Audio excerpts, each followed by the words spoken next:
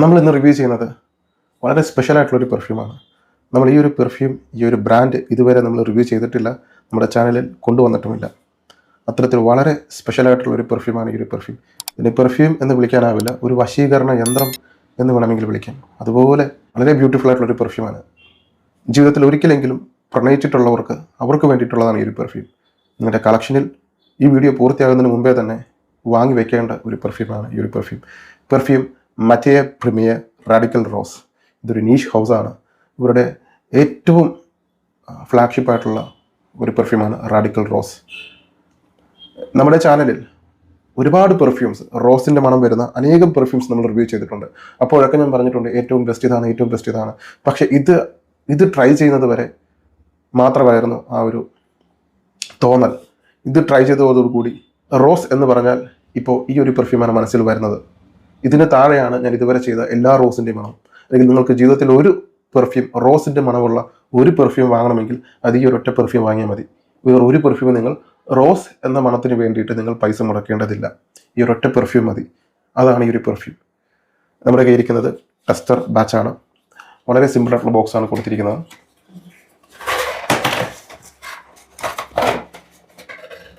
ഇതാണ് ബോട്ടിൽ.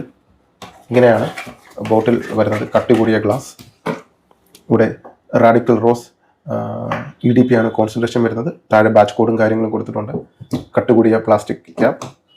നല്ല ഒരു പ്രീമിയം, വളരെ മിനിമലിസ്റ്റിക് ആയിട്ടുള്ള, സിമ്പിളായിട്ടുള്ള, പ്രത്യേകിച്ച് യാതൊരു വർക്കുകളൊന്നുമില്ലാത്ത, വളരെ ചെറുതാക്കിക്കൊണ്ടുള്ള, വളരെ കോമ്പാക്റ്റ് ആയിട്ടുള്ള ഒരു ബോട്ടിൽ.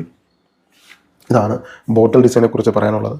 ഞാൻ പറഞ്ഞതുപോലെ 2019-2020 കൂടിയാണ് ഈ ഒരു പെർഫ്യൂം ഇറങ്ങുന്നത്.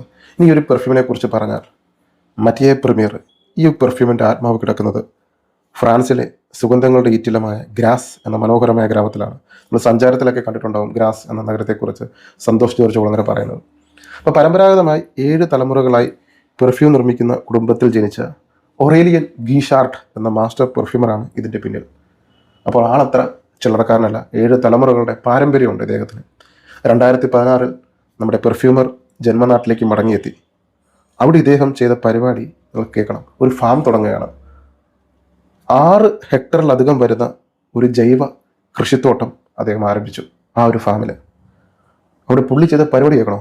സ്വന്തം കൈപ്പടയിൽ നട്ടുപിടിപ്പിച്ചത് 15,000-ലധികം റോസാപ്പൂക്കൾ, അതായത് റോസ് സെൻറ്റിഫോളിയ ചെടികൾ. എന്താണ് റോസ് സെൻറ്റിഫോളിയ ചെടികൾ? എന്തിനാ ഈ ഒരു പെർഫ്യൂം, ഈ ഒരു റോസാപ്പൂവിന് ഇത്രമാത്രം പ്രത്യേകത? എന്താണ് അതിൻ്റെ അർത്ഥം? സിമ്പിളാണ്.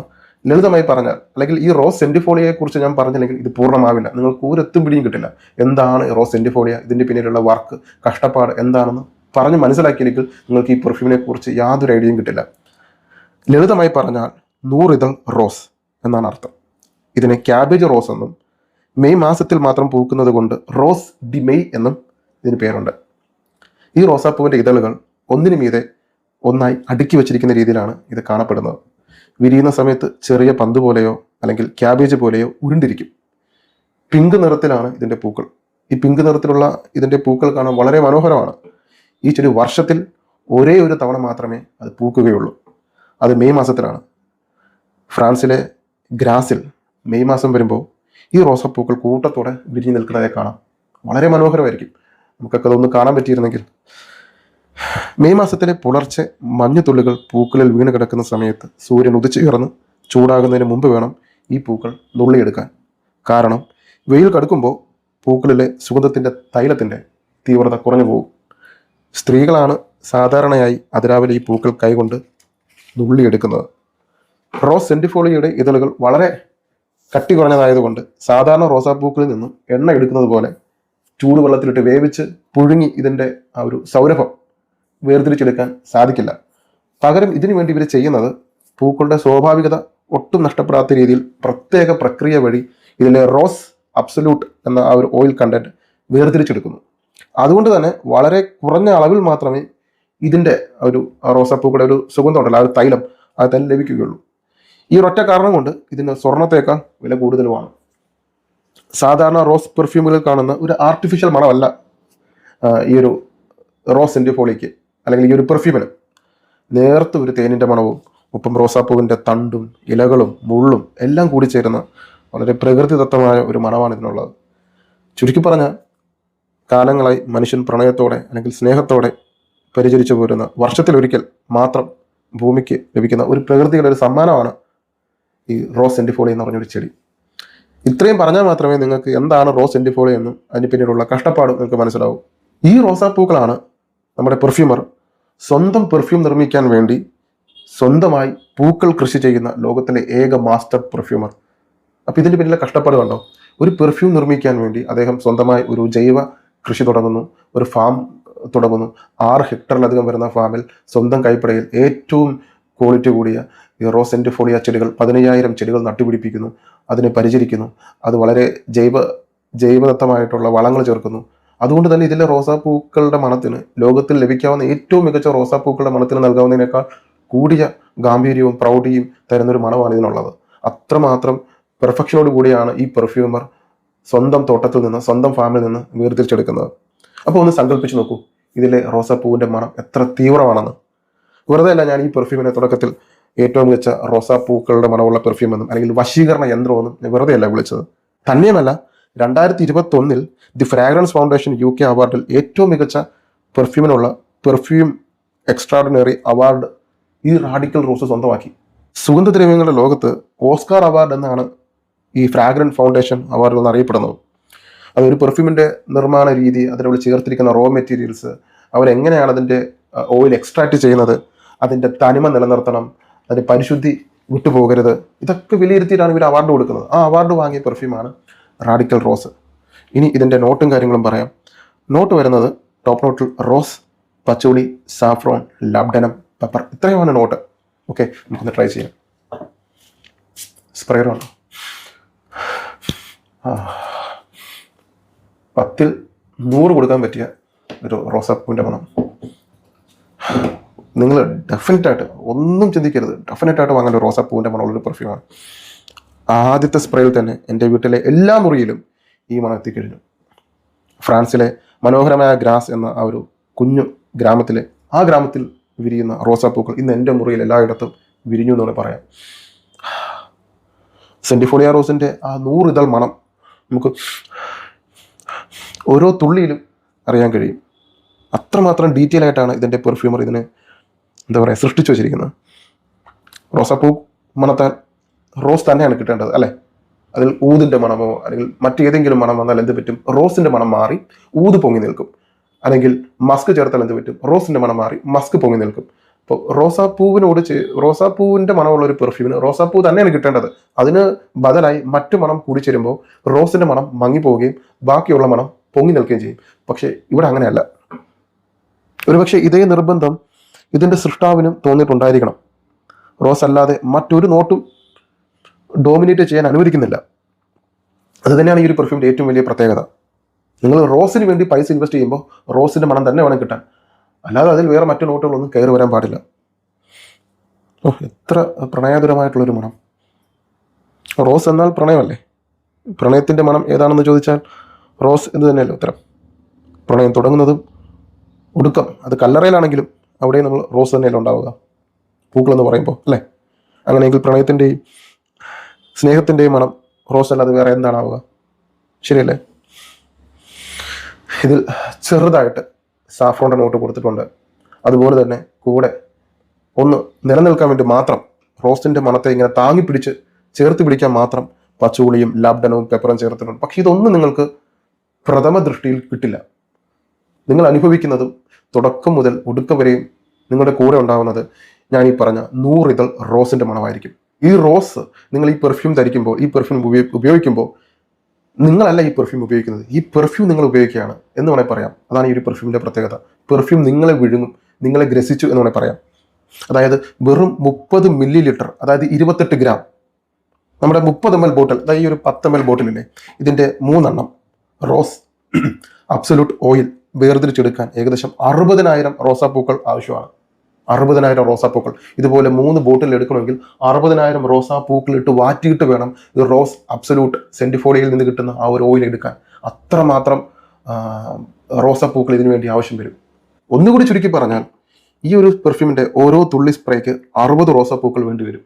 അപ്പോൾ ഈ പെർഫ്യൂമിൽ ചേർത്തിരിക്കുന്ന റോസാപ്പൂവിൻ്റെ മണം എത്രത്തോളം ഗാംഭീര്യമുള്ളതെന്നും എത്രത്തോളം സ്ട്രോങ് ആണെന്നും എത്രത്തോളം നാച്ചുറൽ ആണെന്നും, സ്ട്രോങ് മറ്റുള്ള കാര്യങ്ങൾ വിട്ടേക്ക്, എത്രത്തോളം പ്രകൃതി ദത്തമായിട്ടുള്ളതാണെന്നും, എത്രത്തോളം ഇതിൻ്റെ ആ ഒരു റോസിൻ്റെ മണം നിങ്ങൾക്ക് ലഭിക്കുമെന്ന് ആലോചിച്ച് നോക്കൂ. അതുപോലെ വളരെ ഷാർപ്പായിട്ടുള്ളതും ലൈറ്റായിട്ട് ഒരു തേനിൻ്റെ മണവും ചേർത്തിട്ടുണ്ട്. അത് ഈ ഒരു സെൻറ്റിഫോളിയ റോസിൻ്റെ പ്രത്യേകതയാണെന്ന് എനിക്കറിയില്ല, പക്ഷേ എവിടെയോ ഒരു തേനിൻ്റെ മണം പോലെ എനിക്ക് തോന്നുന്നുണ്ട്. ഇതിൻ്റെ അവസാനം പരിസമാപ്തിയിൽ എത്തുമ്പോൾ അപ്പോൾ പുറത്തു വരുന്ന മണം ചെറിയൊരു പൗഡറി വാനില മണം. പൗഡറി വാനില, അതോടൊപ്പം റോസ്. അവിടെയും റോസ് ഇല്ലാതാവുന്നില്ല, റോസ് കൂടെ ഉണ്ടാവും, എങ്കിലും അവിടെ ഒരു പൗഡറി മണം ഉണ്ടാവും. ഒരു പൗഡറി റോസ് സ്മെല്ലായിരിക്കും അവസാനം നിങ്ങളിൽ നിന്ന് അസ്തമിക്കുന്നത്. ഈ ഒരു മണം ഉണ്ടാവും, പൗഡറി റോസിൻ്റെ മണം. വളരെ സ്വീറ്റ് ആയിട്ടുള്ളതും സ്വീറ്റ് വിത്ത് റോസ്, അതൊരു ഡെഡ്ലി കോംബോ ആണ്. വാനിലയും റോസും ചേരുമ്പോൾ ഒരു പൗഡറി മണമാണ് ഡ്രൈഡോണിൽ. ശരിക്കും ഞാൻ പലരോടും പറയുന്ന ഒരു കാര്യമാണ്, ഈ റോസിൻ്റെ മണത്തിന് ഭയങ്കര പ്രത്യേകത ഉണ്ട്. ഒരു വശീകരണ മണമാണ് റോസിൻ്റെ മണം എന്ന് പറയുന്നത്. പണ്ട് മുതൽക്കേ ആളുകൾ രാജാക്കന്മാരുടെ കാലഘട്ടത്തിലും ഒക്കെ ഈ റോസിൻ്റെ മണം എന്ന് പറയുന്നത് അന്ന് മുതലേ ഉപയോഗിച്ചിരുന്ന ഒരു മണമാണ്. ആളുകളെ വശീകരിക്കാൻ റോസിനോളം മറ്റു നോട്ടുകൾക്ക് കഴിയില്ല എന്ന് ഞാൻ വിശ്വസിക്കുന്ന ഒരാളാണ് ഞാൻ. പ്രണയത്തിൻ്റെ പ്രതീകമായ റോസാപ്പൂവിന് ആളുകളിൽ ഈ പ്രണയത്തിൻ്റെ അല്ലെങ്കിൽ സ്നേഹത്തിൻ്റെ വികാരങ്ങൾ നിറയ്ക്കാൻ കഴിയും. വേറൊരു പ്രത്യേകത റോസിൻ്റെ ഇതിന് വശ്യമായിട്ടുള്ളൊരു സുഗന്ധമാണ്. ഇതിന് എല്ലാവരെയും ശ്രദ്ധിക്കുന്ന ഒരു മണം, എല്ലാവരും ശ്രദ്ധിക്കും. ഇതിൻ്റെ സുഗന്ധത്തിന് ആളുകളുടെ ശ്രദ്ധ പെട്ടെന്ന് ആകർഷിക്കാൻ പറ്റും. അതുപോലെ ഇതിലൊരു ചേർത്തിരിക്കുന്ന സ്വീറ്റ്നെസ്സും, അത് ഈ നാച്ചുറലായിട്ട് കൈവന്നിരിക്കുന്ന ഒരു സ്വീറ്റ്നെസ്സും ഈ ഒരു ഡീപ്പായിട്ടുള്ള ഒരു മണവും ചുറ്റുമുള്ളവരിൽ ഒരു പോസിറ്റീവ് എനർജി നിറയ്ക്കാൻ കഴിയും. റോസ് ഒരുപോലെ സ്ത്രീകൾക്കും പുരുഷന്മാർക്കും ഇഷ്ടമുള്ള മണമാണ്. റോസ് ഇഷ്ടമില്ലാത്ത പുരുഷന്മാരും ഇല്ല, റോസ് ഇഷ്ടമില്ലാത്ത സ്ത്രീകളുമില്ല. പണ്ട് തൊട്ടേ രാജാക്കന്മാരും റാണിമാരും ഉപയോഗിച്ചിരുന്ന ഒരു മണമാണ് റോസ്. മനുഷ്യൻ്റെ തലച്ചോറിലെ ഓർമ്മകളെയും വികാരങ്ങളെയും ഉണർത്താൻ റോസിന് സാധിക്കും.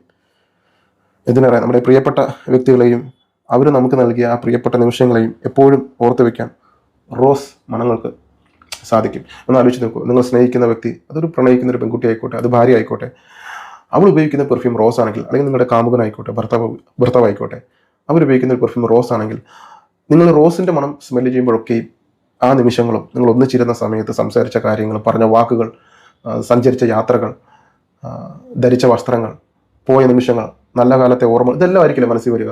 അതിന് റോസ് എന്നൊരു നോട്ടിന് ഈ ഓർമ്മകളെ, ഈ ഹോർമോണുകളെ സ്റ്റിമുലേറ്റ് ചെയ്യാനുള്ള കഴിവുണ്ട്. ഞാനിപ്പോൾ ഒഡീസി ക്രിസ്റ്റഫർ നോളൻ്റെ സിനിമ ഞാൻ കഴിഞ്ഞ ദിവസം കണ്ടപ്പോൾ എനിക്ക് ചില കാര്യം ഓർമ്മ വന്നു. മനസ്സിലാദ്യം ഓർമ്മ വന്നത് ഈ ഒഡീസിയിലെ ആ ഒരു സുന്ദരമായ ഒരു പ്രണയകഥ ഉണ്ടല്ലോ, അതുപോലെയാണ് ഈ പെർഫ്യൂം.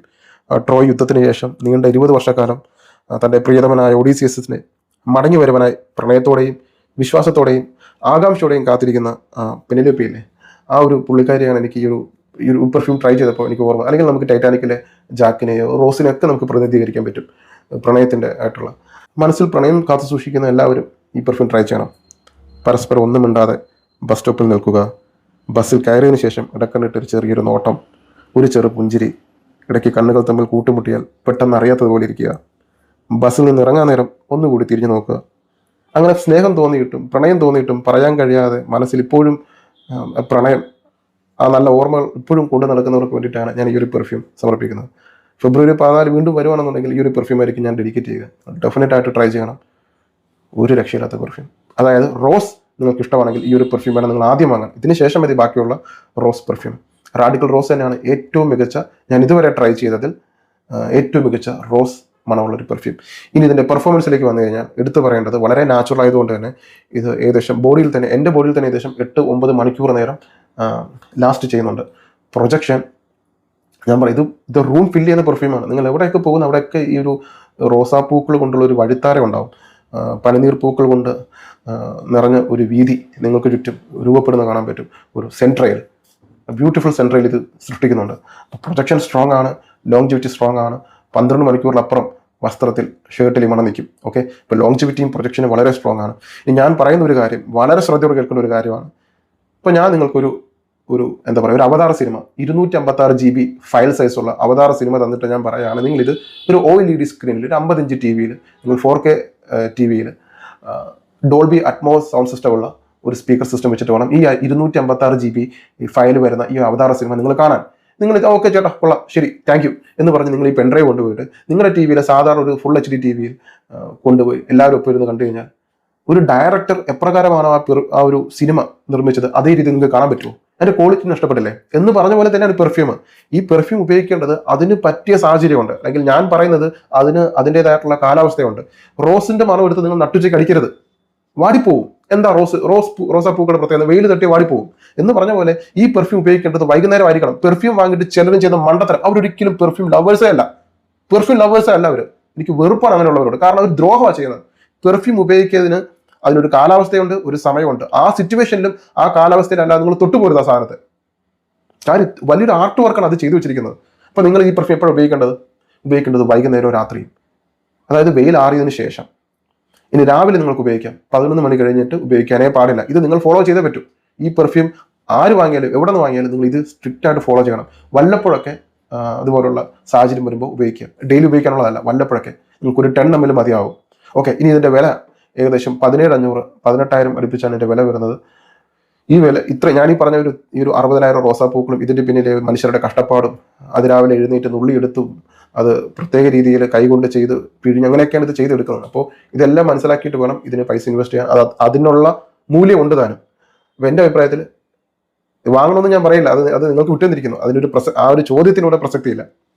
അതായത് ഈ കോംപ്ലിമെന്റിന് വേണ്ടി മാത്രം പെർഫ്യൂമിലേക്ക് നോക്കുന്നവരുണ്ട്. ശരിക്കും ഞാൻ അവരോട് എന്താണ് പറയേണ്ടതെന്ന് എനിക്കറിയില്ല. ഇവർ എങ്ങനെയാണ് ഒരു പെർഫ്യൂമിന് ഇഷ്ടപ്പെടുന്നത് എനിക്ക് മനസ്സിലാവുന്നില്ല. കോംപ്ലിമെന്റ് കിട്ടാൻ വേണ്ടി മാത്രം പെർഫ്യൂം ഉപയോഗിക്കുന്നവർ. അങ്ങനെ ചെയ്യരുത് ഒരിക്കലും. നിങ്ങളുടെ ഇഷ്ടത്തിനാണ് നിങ്ങൾ പെർഫ്യൂം വാങ്ങേണ്ടതും, നിങ്ങളുടെ സന്തോഷത്തിന് വേണ്ടി ആയിരിക്കണം. പിന്നെ ഒരു കാര്യം ഞാൻ തുറന്നു പറയുന്നു, ഒഫൻസീവ് ആകരുത് എന്ന് പറയാൻ കാരണം സാഹചര്യം അനുസരിച്ച് വേണം നമ്മൾ പെർഫ്യൂം ഉപയോഗിക്കാൻ. ഒരു ഉദാഹരണത്തിന് ഊത് അല്ലെങ്കിൽ ഡാർക്ക് മണങ്ങൾ കേരളത്തിലെ കാലാവസ്ഥയിൽ നമുക്ക് നട്ടുച്ചയ്ക്ക് ഉപയോഗിക്കാൻ പറ്റില്ല. അത് മനസ്സിലാക്കാനുള്ള പ്രായോഗിക ബുദ്ധി, വിവേചന ബുദ്ധി നിങ്ങൾ ഉപയോഗിക്കണ്ടേ? ഇത് ഉപയോഗിക്കാതെ നിങ്ങൾ 4 ആൾ കൂടുന്നിടത്ത് നിങ്ങൾ പെർഫ്യൂം അടിച്ചിട്ടുണ്ടെന്ന് അറിയിക്കാൻ വേണ്ടി ഊതും അല്ലെങ്കിൽ വളരെ ഡാർക്ക് ആയിട്ടുള്ള മണങ്ങൾ ഉപയോഗിക്കുന്നത് അത് ഒഫൻസീവാണ്. അത് തിരിച്ചറിയണം.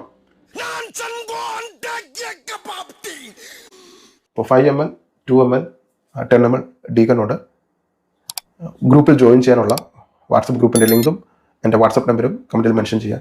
Thank you so much.